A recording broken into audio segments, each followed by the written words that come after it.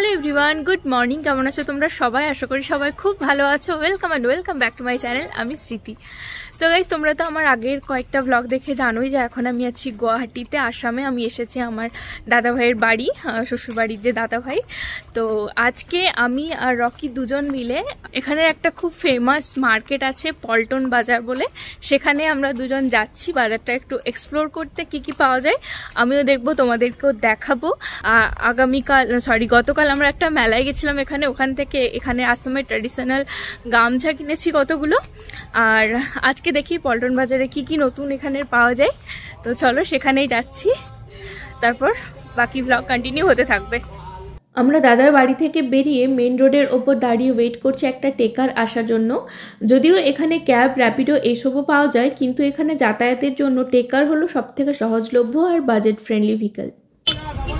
তো আমরা যেখানে আছি ওই জায়গাটার নাম হচ্ছে লখরা।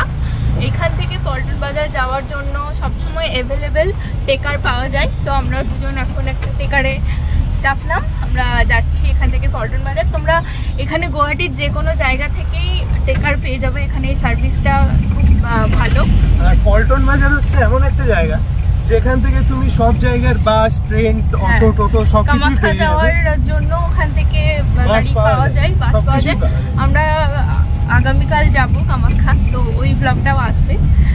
আজ এখন বাজারটা এক্সপ্লোর করি, তোমাদেরকেও দেখাই। গুয়াহাটি পুরো জায়গাটাই তো পাহাড় দিয়ে ঘেরা, আর একটা জায়গায় আমাদের গাড়িটা দাঁড়িয়েছিল। দেখলাম দেখো পুরো রাস্তাটা জুড়ে কি সুন্দর পাহাড় রয়েছে। আজকে আমরা দুজন মিলে বেরিয়েছি কারণ আগের দিন রাতে দাদার ছেলের বার্থডে পার্টি ছিল। তোমরা অনেকেই ওই ভিডিওটা দেখে নিয়েছো আশা করি, যারা দেখোনি তারা দেখে আসতে পারো। তো বার্থডে পার্টিতে বেশ ভালোই মজা হয়েছে, অনেক রাত পর্যন্ত সবাই জেগেছি। সেই কারণে বাবা মায়ের একটু শরীর অসুস্থ, আমারও একটু ছিল, কিন্তু এখন আমি মোটামুটি ঠিক হয়ে গেছি। তাই ভাবলাম যখন এত দূর এসেছি এখানে জায়গাগুলো একটু ভালো করে ঘুরে না দেখলে তো মন ভরবে না। তাই আমরা দুজন মিলে এখন পল্টন বাজার দেখতে যাচ্ছি, আর ভেবেছি যদি সম্ভব হয় ওখান থেকে আমরা যাব উমানন্দ টেম্পল দেখতে। ওটাও খুব সুন্দর জায়গা এখানের। তো আমরা পৌঁছে গেছি, পল্টন বাজারে নেমে গেছি, কিন্তু এখানে কোথায় কি আছে আমাদেরকে একটু খুঁজে বের করতে হবে, কারণ আমরা এখানে একদম নতুন। টেকার থেকে নেমেই পল্টন বাজার ঢুকতে একটা খুব সুন্দর নেপালি মন্দির দেখতে পেলাম। খুব সুন্দর ছিল মন্দিরটা, একদম নেপালে যেরকম মন্দিরগুলো থাকে ওই রকমই স্ট্রাকচারটা ছিল। আর তারপর বাজার ঘুরতে শুরু করলাম। চলো আমরাও দেখি আর তোমাদেরকেও দেখাই এখানে কীরকম কি জিনিস পাওয়া যায়, কীরকম কি দাম। শুনছিলাম এই পল্টন বাজারের দাম নাকি তুলনামূলক সারা গুয়াহাটির থেকে জিনিসের দাম একটু কম থাকে। তো দেখা যাক কীরকম কম থাকে। এই কাঠের একটা ছাঁচ এখানে দেখলাম, আমাদের বাড়িতেও আছে। এগুলোতে আমরা ঠেকুয়া বানাই, জানি না এইটাও ওই ঠেকুয়া বানানোর ছাঁচই কি না। আর এইখানে দেখো একটা জায়গায় অনেক পুরনো কয়েন বিক্রি হচ্ছিল, একটু বেশি টাকা দিয়ে পুরনো কয়েন। তোমরা তো জানো যে আমি পুরনো কয়েন কালেকশন করি, আমার এই নিয়ে একটা ভিডিও আছে। তো আমি দেখছিলাম, বাট এখান থেকে কিছু নিইনি, কারণ ওগুলো অরিজিনাল কিনা আমি ঠিক বুঝতে পারছিলাম না। আর তারপর একটু সানগ্লাস দেখতে গেছিলাম। সানগ্লাস তো আমার এত পছন্দের জিনিস, যেখানেই যাই আমি সেখানেই সানগ্লাস ট্রাই করে দেখি। আর এখানে দেখলাম আসাম চা বিক্রি হচ্ছিল একটা দোকানে, তো তার অপোজিট সাইডে আবার ডাব বিক্রি হচ্ছিল। তো আমরা তো অনেকটা রাস্তা এলাম, তো বললাম চলো একটা ডাব খেয়ে নিই একটা করে, আর তারপর ওই উল্টো দিকে চায়ের দোকানটা একবার দেখতে যাব যে এখানে কীরকম কী চা পাওয়া যায়। এই ডাবটার এখানে দাম নিয়েছিল 60 টাকা, আমাদের ওই দিকেও ডাবের দাম এই রকমই। তো খুব একটা বেশিও না আর কমও না, ডাবটা বেশ মিষ্টি ছিল, সাথে ভেতরে মালাইও ছিল অনেকটা। আর তারপর উল্টো দিকে চায়ের দোকানটায় আমরা এলাম চা কেনার জন্য। এখানে অনেক রকমের চা ছিল, অনেক রকম দামের। তো যেটা দেখছিলাম যেরকম দাম বাড়ছে সেরকম বলছিল চাটা তত বেশি কড়া হবে, মানে অল্প সামান্য কড়া চা থেকে বেশি কড়া চায়ের দিকে যাচ্ছিল, দামও বেড়ে বেড়ে যাচ্ছিল সেরকম। তো আমরা একরকম চা নিলাম, মিডিয়াম যেটা একটু কড়া চা হবে সেরকমই বললাম, যেন দুধ চা করে খাওয়া যায় এরকম চা, কারণ এখানে অনেক চা থাকে যেগুলো লিকার চায়ের জন্য থাকে। তারপর ওখান থেকে বেরিয়ে দেখলাম একটা জায়গায় বেশ অনেক রকমের ফল বিক্রি হচ্ছে, ড্রাগন ফ্রুট, স্ট্রবেরি সব কিছুই ছিল। আর এই রকম বাজারটা দেখতে অনেক কিছুই ছিল এখানে। দেখো এই চাদরগুলো কি সুন্দর, এগুলো ওই 200 টাকা থেকে 350 টাকার মধ্যে ছিল। আর হ্যাঁ, এখানে না অনেক দোকানে 20 টাকার কয়েন দিচ্ছে বেশিরভাগ, তো আমার বেশ ভালো লাগলো। খুচরো হলেই তারা 20 টাকা করে দিয়ে দিচ্ছে কয়েন। আর দেখো এখানে কুর্তি বিক্রি হচ্ছে, চুড়িদার বিক্রি হচ্ছে, এগুলোও 200 টাকা থেকে 350 টাকার মধ্যে ছিল, মানে মোটামুটি সস্তায় বলা যেতে পারে।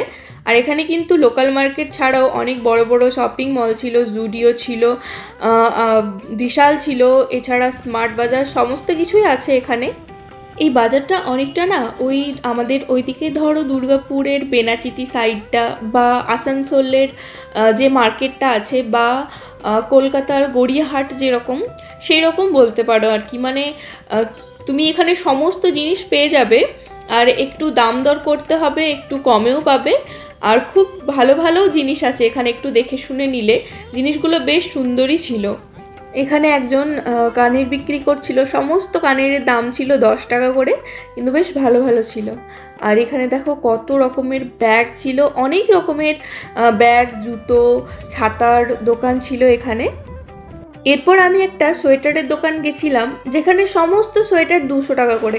এই যে দেখো আমি এখন যে ক্রসেটটা পরে আছি ওটাও 200 টাকা, আবার এই যে এইটা ছিল একটা স্ট্রাক, এইটাও 200 টাকা, এই হাইনেকটাও 200 টাকা। তো আমি এই হাইনেকটা নিয়েছিলাম, কারণ এত সুন্দর হাইনেক 200 টাকায় আমি কোথাও দেখিনি। আরও অনেক সোয়েটার ছিল, কিন্তু সবগুলো দেখাতে পারলাম না, কারণ আমরা এখন পুরো মার্কেটটা ঘুরে দেখব, তাই সব দোকান একটু একটু করে দেখছিলাম। আর এই যে দেখো এই বাসগুলো এখানে চলে, যে বাসগুলোতে চেপে তোমরা এখান থেকে উমানন্দ টেম্পল বা কামাখ্যা এই সব জায়গায় কিন্তু যেতে পারবে। এরপর আমরা এই বাজারটার আরও একটু অংশ আছে উল্টো দিকে, তো সেই জায়গাটায় গেছিলাম। এখনও কিন্তু পল্টন বাজার শেষ হয়নি, অনেক বড় বাজার, আমরাও হয়তো পুরোটা ঘুরে দেখতে পারবো না।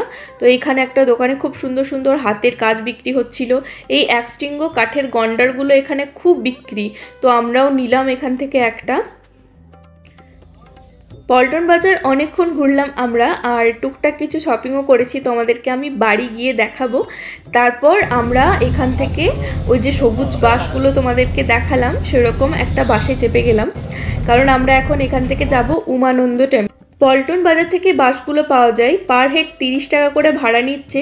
এত সুন্দর ছিল বাসটা, এসি বাস, মানে কে বলবে যে এটা এখানকার লোকাল বাস। ভীষণ সুন্দর ছিল বাসের ভেতরটা, আর কমফোর্টেবল জার্নি ছিল, খুব ভালো লাগছিল। মানে আমরা প্রথমে ভেবেছিলাম অটো করে যাব, তারপর আমরা অটো ভাড়া প্রচুর বলছিল, তাই বাস ধরলাম। তারপর মনে হলো এই ডিসিশনটা আমাদের বেস্ট ডিসিশন হয়েছে।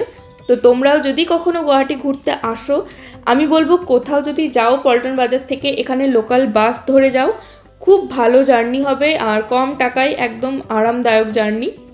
তারপর দেখলাম এখানে অনেক জায়গায় ফ্রুট সালাদ বিক্রি হচ্ছে, তো আমরাও একটা নিলাম, কারণ আজকে সারাদিন না আমরা ওই সকালে ব্রেকফাস্ট করে এসেছি, আর কিচ্ছু খাইনি। আর ভেবেও ছিলাম যে আজকের দিনটা আমরা এইরকমই একটু সিম্পল খেয়ে থাকবো, মানে উল্টোপাল্টা অনেক কিছুই খাওয়া হচ্ছে যখন থেকে এখানে এসেছি, সেজন্য আজকের দিনটা একটু ওই ফ্রুট, জল এইসব বেশি করে খেয়ে থাকবো। আর একটা ফ্রুট স্যালাড নিলাম আমরা। আর এইটা হচ্ছে একদম উমানন্দ টেম্পলের কাছে আমরা নেমে গেছি বাস থেকে।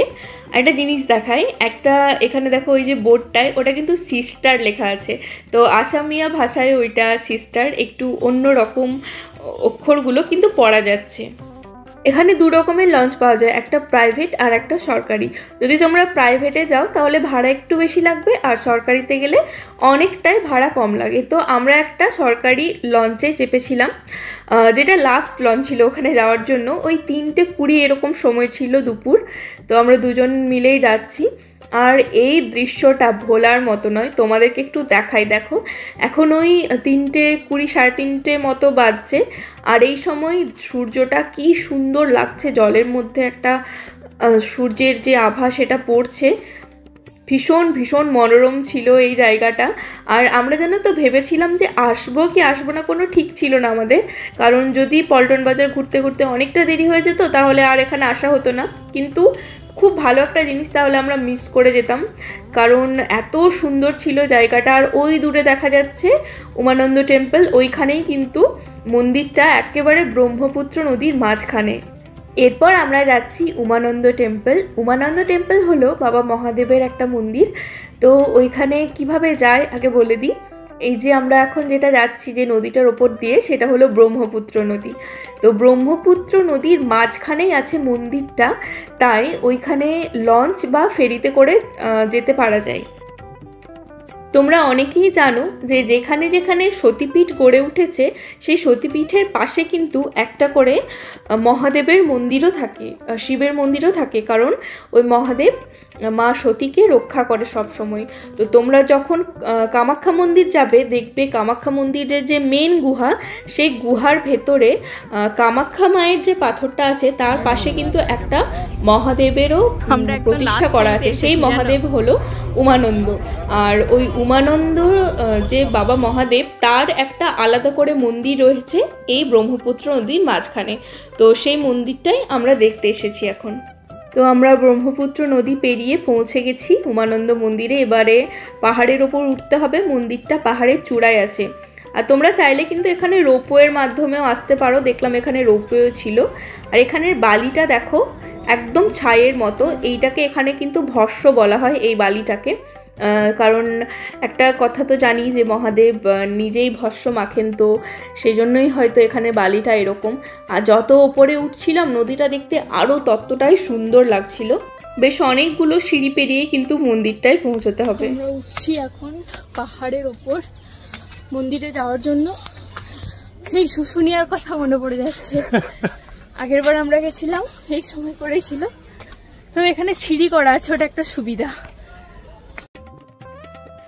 আমরা অনেকটাই উঠে গেছি, আর এক ধাপ সিঁড়ি উঠলেই মন্দিরটা পৌঁছে যাব।